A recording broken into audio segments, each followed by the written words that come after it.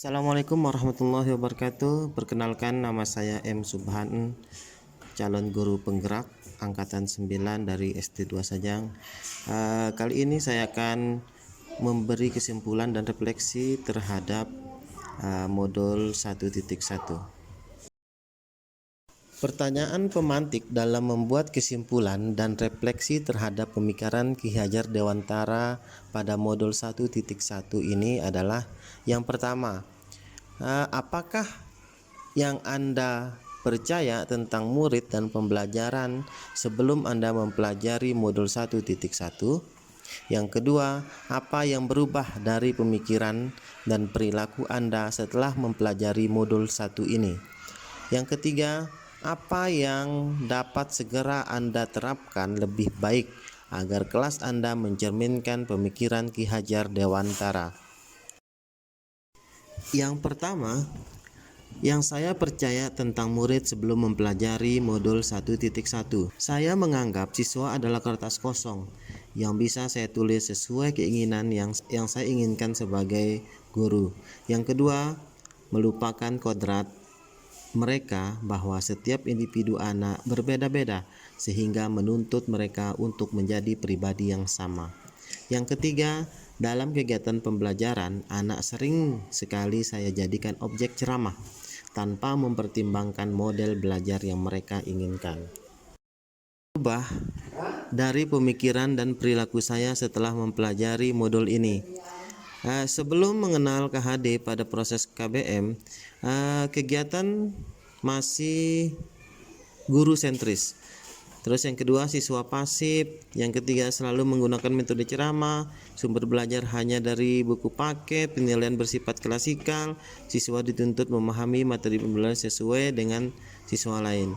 Terus setelah mengenal KHD pada proses KBM, kegiatan pembelajaran sudah bersifat siswa sentris. Terus siswa diminta aktif sesuai dengan bakat dan minat yang mereka miliki.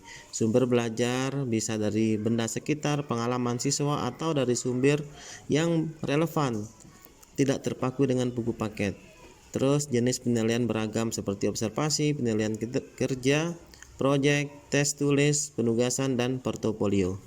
Inilah contoh kegiatan yang sudah mulai saya rubah dalam proses kegiatan pembelajaran. Memberi ayam makan, memanen bawang kalau sudah panen. Bagus, tepuk tangan buat teman kita ya. Saya akan membantu sebagian pekerjaan ayah saya seperti menanam sayuran, memetik tomat, memetik bunga bawang merah, mencabut rumput yang ada di taman-taman, dan menyiram tanaman. Oke, teman-teman, tepuk tangan ya.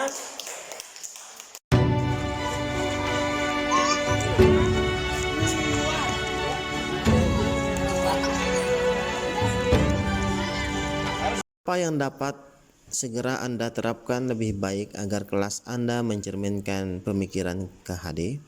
Yang pertama, saya akan membuat kelas saya seperti taman siswa, di mana ke depan saya akan jadikan kelas saya sebagai taman tempat bermain, tempat yang indah. Taman siswa adalah sistem persekolahan untuk tempat bermain siswa, di mana siswa akan diberi kemerdekaan untuk tumbuh dan berkembang, belajar sesuai keinginan dan kemampuan mereka. Dukungan pendidik dalam proses belajar siswa sesuai kebutuhan siswa secara individu. Terus yang kedua, menjadi among, menitik beratkan siswa sebagai target utama. Siswa menjadi prioritas utama untuk dilayani. Pendidik sebagai fasilitator, menyediakan tuntunan kepribadian dan sikap yang sayang. Prinsip among. Prinsip among yaitu kemerdekaan siswa untuk belajar yang sesuai dengan keinginan dan kemampuan siswa secara alamiah terbentuk. Terus yang ketiga, menjadi pamong. Pamong dapat juga diartikan sebagai pengurus atau pelayan. Di sini saya akan bertindak sebagai pelayan bagi anak-anak, memberikan segala kebutuhan yang seharusnya mereka dapatkan. Saya akan mengibaratkan bahwa guru adalah petani kehidupan yang harus mengurus sebuah tanaman, yaitu anak-anak, untuk mendapatkan perilaku yang baik sehingga dapat tumbuh dengan sehat, hijau, dan rindang.